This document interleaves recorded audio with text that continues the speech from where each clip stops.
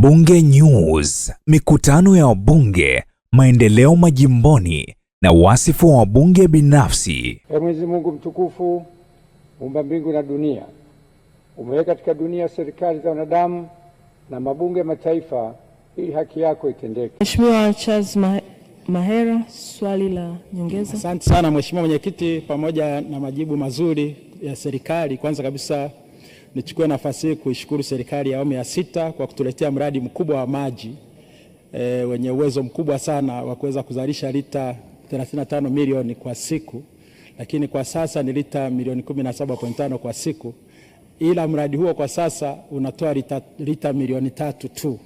Sasa ili kuweza kusambaza maji katika vijiji ambavyo vinasubiri kwa hamu kubwa, kuna miradi miwili ambayo iko wizarani ya 4.8 bilioni na 3.5 bilioni. Je, wizara ni lini itatoa kibali ili miradi iweze kutangazwa, kandarasi wapatikane? Hilo swala la kwanza.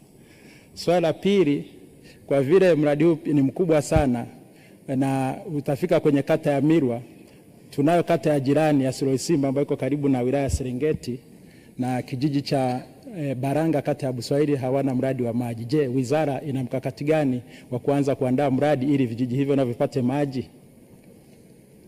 Majibu Mheshimiwa Naibu Waziri. Mheshimiwa Mwenyekiti, napenda kujibu swali la nyongeza la Mheshimiwa Dr. Wilson Charles Mahera, mbunge wa Butiama Kaimapato. Mheshimiwa Mwenyekiti, naomba nianze kwa kumpongeza sana Mheshimiwa mbunge.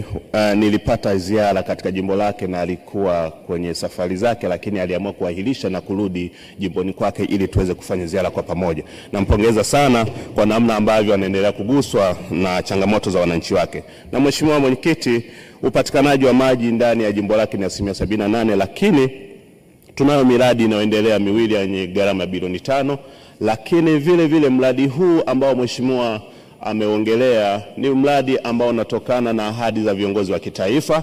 Ni mradi ambao sisi kama serikali na sekta ya maji ni lazima mradi huu utekelezwe, lakini vile vile mradi huu na ufahamu vizuri kwa sababu nina picha nzima ya Butiama, lakini kikubwa tu ni kwamba ile taarifa ambayo amesema ishafika wizarani, naomba nimhakikishie kwamba haijafika mpaka sasa, lakini tumeshawasiliana na watu wetu ili waweze kuileta kwa haraka ili tuhakikishe kwamba tunachukua hatua za haraka. Na mradi huu wa Buhemba utakapotangazwa utafika mpaka katika eneo la Silosimba ambapo utaenda mpaka kwenye kata ya Mirwa kule. Kwa hiyo Mheshimiwa mbunge, uondoa shaka, serikali itakapotoa kibali na mradi ukatekelezwa, maeneo yote hayo yatapata huduma ya maji safi na salama. Nakushukuru sana Mheshimiwa Mwenyekiti. Baada ya maneno hayo, naahirisha shughuli za bunge.